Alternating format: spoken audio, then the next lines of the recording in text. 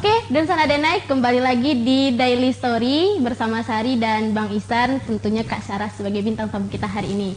Kita akan lanjutkan lagi tanya-tanya sama Kak Syarah. Jadi gimana Kak, tadi kan udah belajar itu 3 tahap, dengerin tanpa subtitle, dengan subtitle English, terus subtitle Indonesia. Terus setelah itu gimana, apa sih? Prakteknya lagi. Ya, karena kan ibaratnya tadi English is all about practice. Kalau misalnya kita tidak praktek, kita paham, kita sering mendengar, kita listening, tapi kita nggak pernah mencoba praktekannya. Gimana? Jadi Sarah udah nonton, tapi prakteknya gimana? Apakah dengan teman, keluarga, atau gimana sih? Kalau untuk dengan teman ataupun keluarga itu resource-nya kurang sekali ya. Waktu itu keluarga aku nggak ada satupun yang bisa bahasa Inggris. Terus mungkin bisa bahasa Inggris sekolah abang-abangku kayak tipe-tipe biasa rata-rata anak Indonesia. No smoking and sit down. My name okay, thank you. Iya, itu aja kan. Jadi biasanya aku ngobrol sendiri.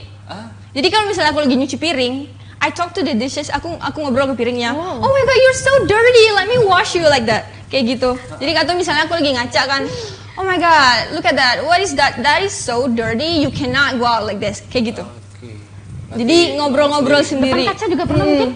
Depan kaca, di motor, lagi mandi, ngobrolnya sendiri. Karena aku tahu aku nggak punya resource untuk bisa, jadi ya udah paksa aja diri sendiri.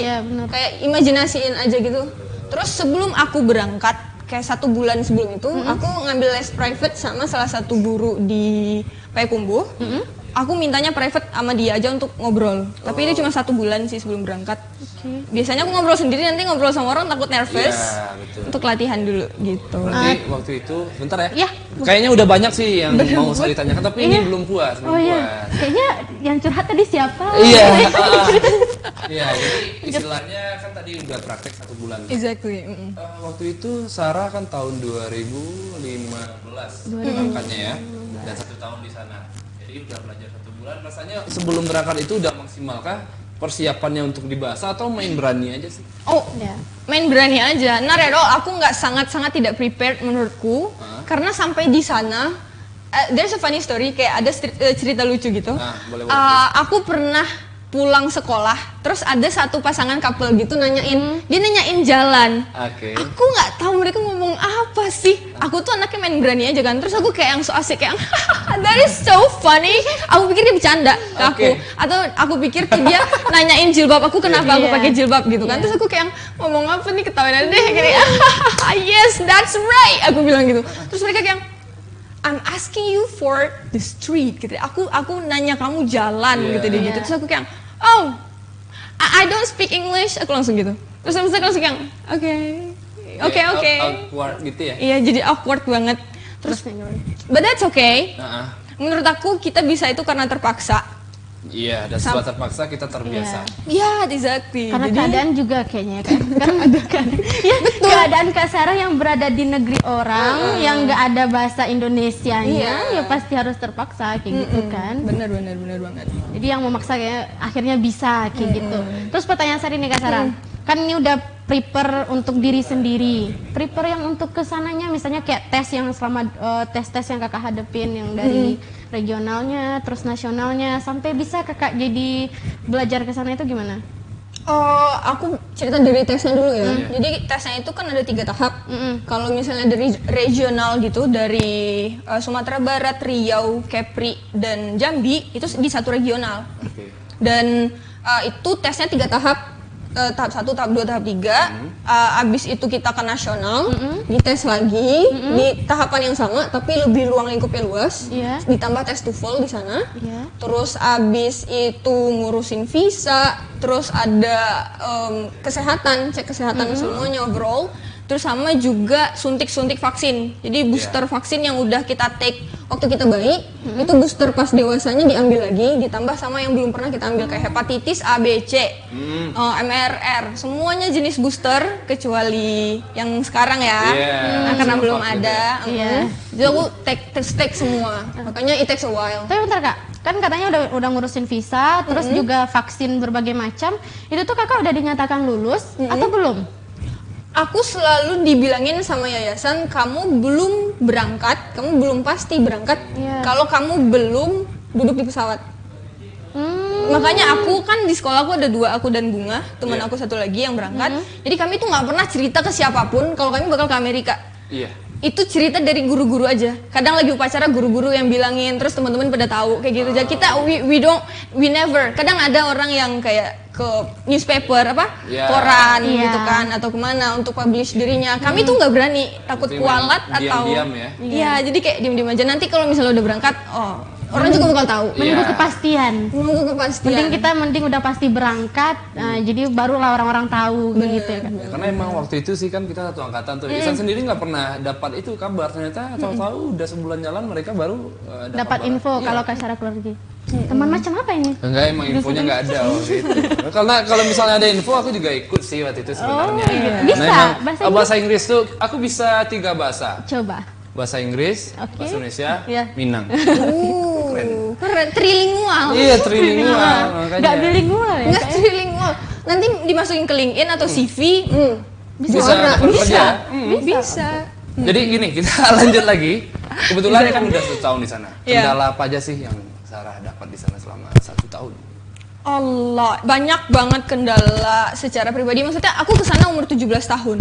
Iya. Transisi banget ya dari kita anak-anak ke remaja. Bener, ke dewasa, dari remaja ke dewasa. Iya, remaja ke dewasa. Jadi kayak aku masih labil, aku masih nggak tahu nih seharusnya mau bagaimana untuk bersikap, untuk bagaimana harus hidup sendiri dan segala macam. Tiba-tiba terdampar di negara lain kayak jadi alien sendiri gitu kan. Jadi bahasa, makanan, agama, teman, semuanya untuk komunikasi keluarga itu kendala-kendala yang aku hadapi sih. But kendalanya tidak begitu banyak karena aku lebih banyak ngelihat sisi positifnya. Jadi terovercome lah. Sisi positifnya. Jadi setelah ambil resiko dengan berangkat ke Amerika, nyampe di sana ya nggak usah pikirin hal-hal yang membuat kita jadi bingung dan pengen balik pulang ya. Benar. Karena kita udah ambil jalan, berarti ya harus diteruskan. Pilihannya udah diambil. Bang Isan nanya kendala, kalau Sari nanya pas sampai mana Kak Sarah tuh ngapain? Kemana Kak Sarah nyampe sana? Pas pertama kali? Iya. Kan aku di sana tinggalnya sama keluarga. Maksudnya keluarga angkat. Berarti di Amerika, sebelumnya dari Indonesia berapa orang untuk program itu? 85 orang. 85, salah satunya dari Payakumbuh. 85-nya ke sana semua Kak? Ke Amerika semua atau dibagi-bagi? Semuanya ke Amerika, tapi dibagi disebar gitu. Jadi satu state or satu provinsi itu 2 orang, tapi mereka harus beda sekolah, beda kota. Jadi nggak boleh anak Indo nggak boleh sering-sering ketemu gitu loh di sana. Oke, berarti takutnya nanti ngobrol bahasa Indonesia terus nggak berkembang. Sarah dapatnya di kota mana? Aku Lanex namanya, South Dakota, Dakota Selatan. Oh, itu dekat Chicago ya? Iya. Tadi kita cerita tahu ya. Jangan Anda bilang. Udah ada obrolan sebelumnya dan sana denai antara Bang Isan dan Kak. Iya, benar. Ketahuan. Iya, oke, berarti di sana tinggal sama keluarga. Keluarga angkat itu orang keluarga asli Amerika. Jadi aku tinggal sama mereka di sana. Jadi mereka yang memperkenalkan aku dengan budaya di sana, makanan di sana, nganterin sekolah, ngajak jalan-jalan gitu. Berarti juga kayak orang tua sendiri. Exactly. Aku manggilnya mom and dad. Mom and dad. Mom and dad. Kalau grandma, grandpanya aku juga panggil grandma, grandpa. Punya kakak, adik di sana juga mungkin? Aku punya adik semua. Adik semua? Aku punya adik 3. Aku sebenarnya tuh host fam-nya 2. Okay. Pertama kali itu masih temporary, terus aku pindah ke host fam yang satu lagi. Jadi yang satu lagi ini 9 bulan lah. Jadi yang di sana aku dapat 3 adik. Yang satunya umur 15, terus ada yang SMP, ada yang SD juga. Terus nyampe sana tuh orang tuanya tuh kita yang cari atau misalnya yayasan itu yang carikan langsung? Yayasan yang cari, bukan yayasan sih, pemerintah Amerika Serikat. Jadi ini tuh di bawah US Department. Oke, berarti itu program pemerintahnya ya? Benar-benar. Jadi US Department itu kayak pendidikannya di US lah, di Amerika Serikat. Jadi mereka membawahi ada program namanya KLIS di bawah AFS USA. Nanti mereka secara organisasi akan mencarikan kita keluarga angkat. Jadi nggak bakal takut. Mereka juga bakal seleksi keluarga angkatnya. Kadang kita takut nanti dia apa-apain nih sama orang Amerika gitu kan. Bakal diseleksi mereka, apakah mereka aman atau tidak.